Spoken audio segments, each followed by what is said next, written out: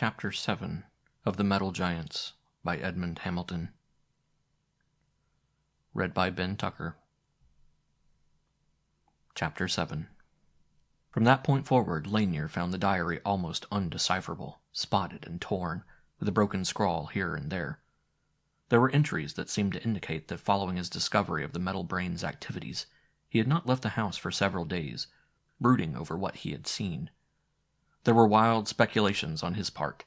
He constantly accused himself of having loosed a terror on the world, foresaw a metal horde that would sweep over the earth, destroying, conquering, perhaps swinging out to other planets in its irresistible march, a cosmic metal plague, and all his work. There was a gap of 2 days in the entries, and the following notes showed that he had spent those 2 days crouching near the fortress of the metal brain, observing the activity there. He wrote of the tentacle machines, and claimed that they were merely machines without any trace of brain or intelligence, simply complex automatic and self-powered mechanism that were controlled by the metal brain, perhaps by some intricate form of radio control. But he wrote also of a thing he had not seen on his first glimpse of the clearing, and that was the existence of the cylinders, as he called them throughout. They were just that, gleaming cylinders of metal, some 50 feet in diameter and half again as much in height, provided with 2 flexible arms on the same principle as the arms of the metal brain and the tentacles of the working machines, but much larger and longer. And he believed these cylinders to contain some artificial brain, like the one he had built, though not so intelligent, he thought. To think of it, the metal brain was constructing intelligent, similar servants, in addition to the mindless tentacled slave machines.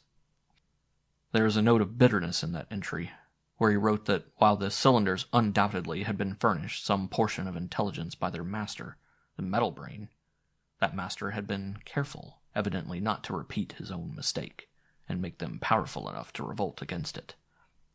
He believed these cylinders to be dependent almost entirely on the metal brain's commands, thought they had been furnished also with a triple, all-seeing eye, set in a small case on their upper surfaces. And now it was that Detmold first glimpsed the purpose and plans of the brain, for the tentacle machines had finished their work, and strewn about the clearing lay a number of gigantic columns of metal, smooth and round, whose purpose he could not understand until he saw one of the cylinders, aided by the working machines and directed by the metal brain, connect the ends of 2 of those huge columns to its lower surface, and then scramble up to a towering height, erect, powerful. Aided by this giant, the other cylinders were soon in position also, and the clearing was filled by a score or more of towering metal giants, who strode about in human-like steps under the commands of the comparatively tiny brain beneath. There was no speculation on his part as to why the metal brain had picked this form for its huge servants, why it had cast on a shape so nearly human. Was it unconscious imitation, mimicry? For several days Detmold returned to the clearing, and saw the metal giants walking about, testing, drilling. Once he narrowly escaped being stepped on by a great limb, and therefore was more careful. He could not understand the power of locomotion of the things, but set it down to some application of atomic force discovered by the brain. Almost 2 weeks after his first discovery of the metal brain's fort, he returned to find it deserted, the tentacle machines and the metal pourer lying in a heap at one side.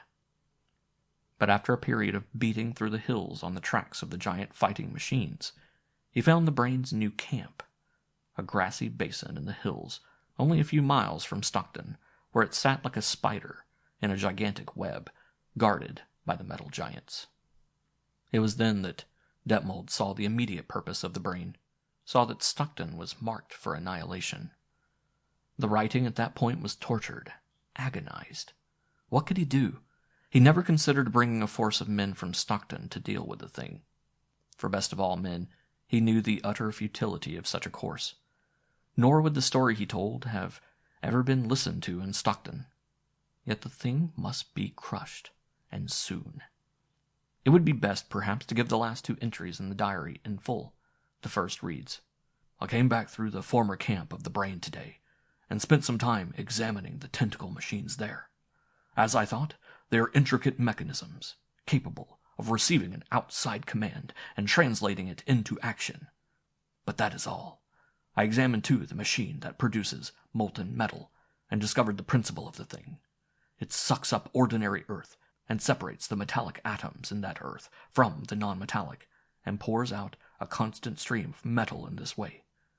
It is mostly aluminum, but inexplicably hardened and reinforced, probably by addition of outside elements. The principle of the thing is fairly simple, and I am beginning to understand the power used to move the metal giants. I think that it could be applied differently, more effectively. And a little farther, the very last entry, tremendous in its implications. An entry, Lanier noted, that was dated 2 weeks before. I have just thought, if I were able to control those tentacle machines, what might be done? And why not? The commands of the metal brain were undoubtedly transmitted to them by some form of radio waves, as is the case also with the cylinder things, and if I could control them in the same manner, would I be able? Strike at the center? The entry stopped there abruptly, and though Lanier thumbed the pages, he found no more writing in the little book. His brain was whirling, but in it was a wild hope, half doubting, half believing. Could such a thing... Very carefully he reread certain passages in the diary, striving to calculate the position of the places mentioned. An hour later, he was already a few miles from the house, heading toward the spot where he believed was the new camp of the metal brain. Evening was drifting down on the world like a cloud of gray powder, and soon came the thick, obscuring darkness. That night he slept within a little group of pines, on a heap of gathered boughs, waking only at dawn. He stretched and yawned, then snapped to alertness as a sound came whispering faintly through the forest, a distant, wailing scream. It came from the direction in which he was heading, and, aroused at once, he plunged ahead at top speed. After he had gone, the little glade was very silent, except for that distant cry. The chattering birds and squirrels had ceased their tiny clamor, vaguely frightened by the unfamiliar sound. All the creatures of the wild were silent, fearful, listening. End of chapter 7.